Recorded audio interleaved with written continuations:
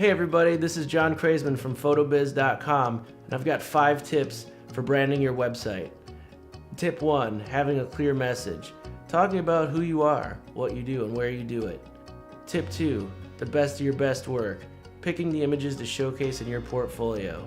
Tip 3, having an effective logo. It speaks for itself. Your logo is absolutely key to having an effective brand.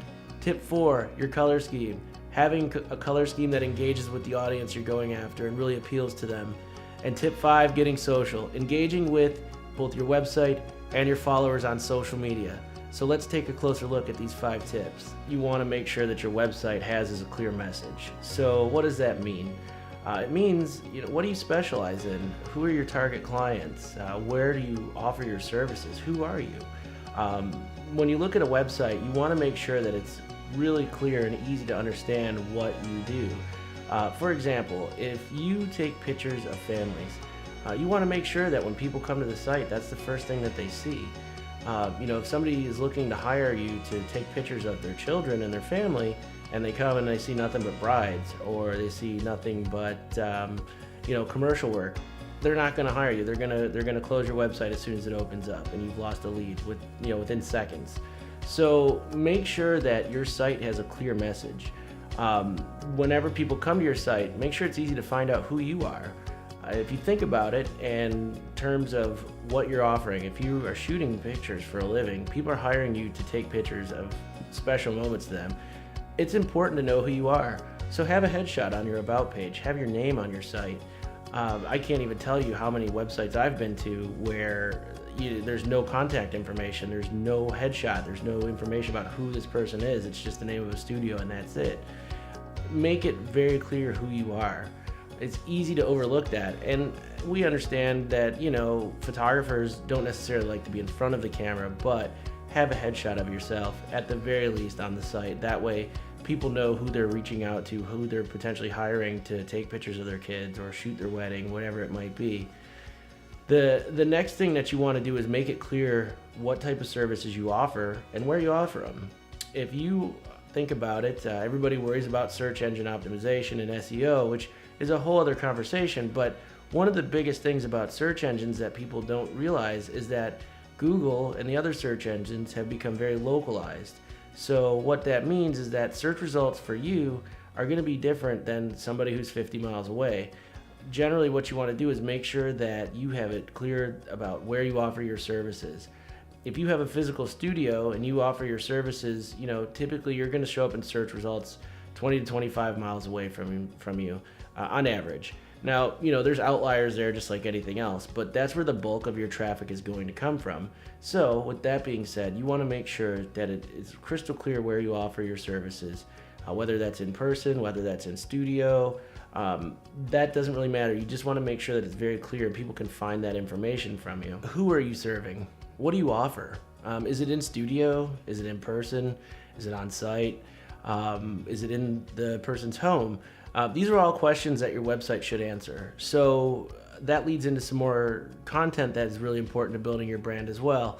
On your website, if you shoot in studio, you have people come in your studio, share your studio space, put pictures of your studio on there. No one wants to take their kids or their family to a place without knowing where they're going. So it's important that people see, hey, this is a warm, inviting place where these beautiful images are going to be taken. If you shoot in person, have a picture of yourself, talk about the experience so that people know who's coming into their home. These are all things that are really important. If you can even do a video, that's great as well. A great intro video on your site is really helpful because it's something that stands out. It's not just a giant wall of text. You think about it, people love YouTube videos. Guess what? An intro video to yourself would be absolutely no different. And it's great content. It really is something that will make you stand out versus your competition and the other people that are out there. The next piece is really important, and it's how to select the images that you're showing on your website. Show the best of your best work. And what does that mean? Showcase your signature work. I mean, what are you known for? What are the images that you've taken that are, just jaw-dropping? Less is more in a lot of ways. If you just have a million images on your site, no one's going to sort through them. So you really want to highlight the best of your best work. Showcase people, hey, this is what you're going to get when you hire me. That really will help you in terms of people coming in and coming into your site and wanting to know more. So the next piece, and this is your website and beyond, your logo. And Sandy talks about logos and the importance of it a lot.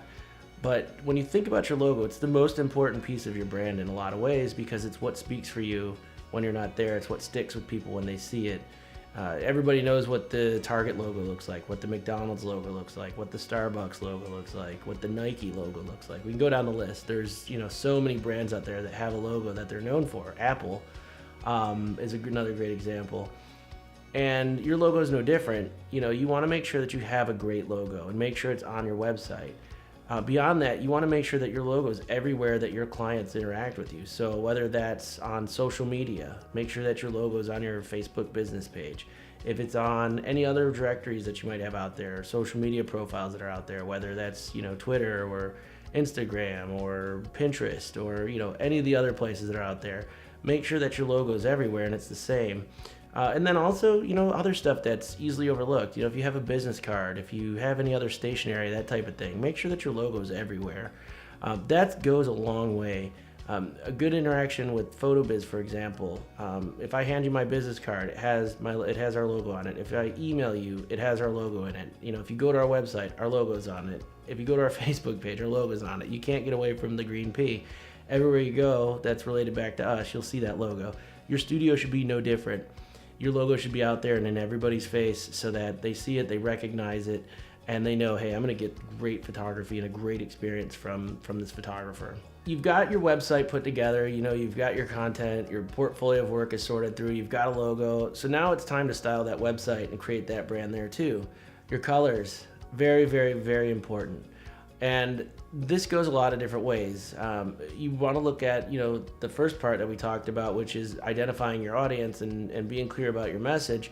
That's going to lead into your color scheme. You want your color scheme to reflect not only who you are, but also the clients that you're going after. So what does that mean? If you take pictures of family portraits, as a great example, you want to make sure that your colors are soft, warm, they're inviting. Pastels are very popular. A great example would be Sandy's new website. If you go to her new website, sandyputchphotography.com, you'll see exactly what I mean. You go to her site, it showcases her beautiful images, the colors complement each other, the brand looks fantastic. She's got her new logo, everything is right there. It's easy to get a hold of her, but the colors, they invite you in, they engage your audience. Now, the other side of that is if you go to a website that has a terrible color scheme, we've all seen the bright colors stacked on top of each other, or the old flashing GIFs, that type of thing. It's not going to help you. People are going to open that site and they're going to go back and they're going to go to the next site in their Google search. It happens every day. We've all had that experience as consumers where we've opened a website looking for something. The site's terrible. The colors are terrible. We hit back. We go to the next thing. We're gone forever. We never think about it again. Your website is no different. So your color scheme is absolutely key to making sure that your website is branded effectively. And that also carries over into your social media and other things that you do online. Make sure that your color scheme is consistent across as much of your presence online as possible. And that leads me into the final tip, step 5, get social. A big mistake that I see a lot of photographers make is posting everything to their social media without a link back to their website. You're doing it backwards. What you want to do is make sure that you're posting to your website and sharing it out to your social media. The reason for that is because places like Facebook have a no follow. So content that you post there, it doesn't get indexed with Google, and with the way that Facebook's algorithms going these days, you're gonna have to pay them to get people to actually see it for a lot of your following. So what you want to do is post to your blog, share it out to your social media that's driving traffic back into your website. Inbound traffic into your website is one of the biggest factors when it comes to search engine optimization and getting a good rank with Google. Make sure that everything that you do online points back to your website, whether that's posting to a Facebook page, or if you have a strong following on Instagram, make sure that there's a link in your bio back to your website. If you're sending out emails, make sure that there's a clickable link in your signature on your emails. Everywhere that you do business online that you can have a link back to your website, make sure that you have it. Getting social is absolutely key to engaging with your audience. The other side of that too is making sure that you're being social in the right places. So what does that mean?